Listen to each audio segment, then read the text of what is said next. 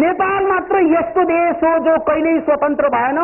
अब प्रमाण सुन्नु, अहिले नेपालमा शाहवंश 235 36 37 वर्षदेखि चल्दैछ।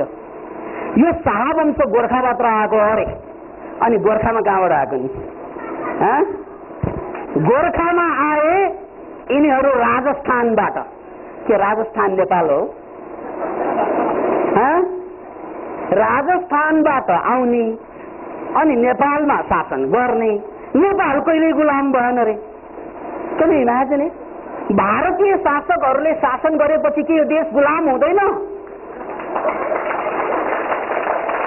किन इमेजिन, अनि त्यसलाई हो न, अनि कसले भनेको तपाईँलाई नेपाल कहिले गुलाम भएन भने? उसैले जसले शासन गरिरहेको।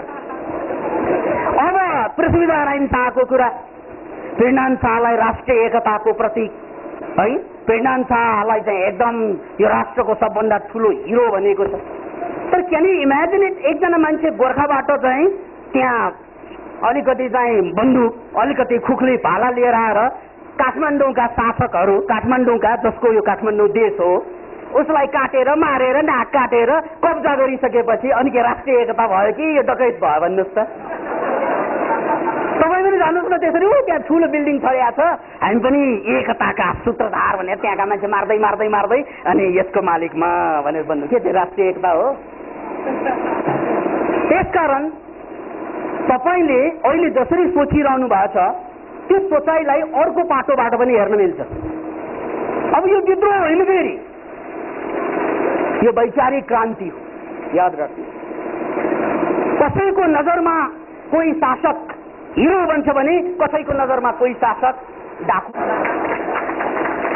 अतः बन्धुहरू, हामीले हरेक कुरालाई, यहाँ मैले नमुना के पेश गरेँ भने जसलाई हामी, जुन कुराले हामीलाई इतिहासमा छक्याइदिएछ, जस्तै पृथ्वीनारायण शाहको कुरा गर्दाखेरि राष्ट्रिय एकताको प्रतीक आदि इत्यादि भनियो। अहिले नेपाल 50 जनजाति भएको देश, 50 भाषा भएको देश।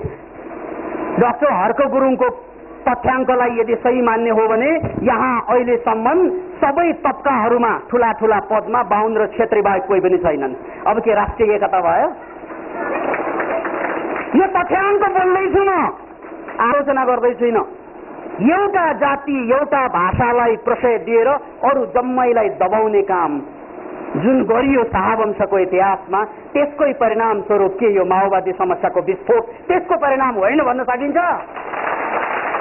तराईलाई गएर हेर्नुहोस्, पहाडलाई गएर हेर्नुहोस्, तराई मधेस हेर्नुहोस् तपाईँले, तराई बेल्ट नेपालको भकारी हो, तराई जम्मै मधेसियाहरूको भूमि हो, तर त्यहाँ जम्मै पहाडियाहरूले अतिक्रमण गर्ने वातावरण बनाइदिए।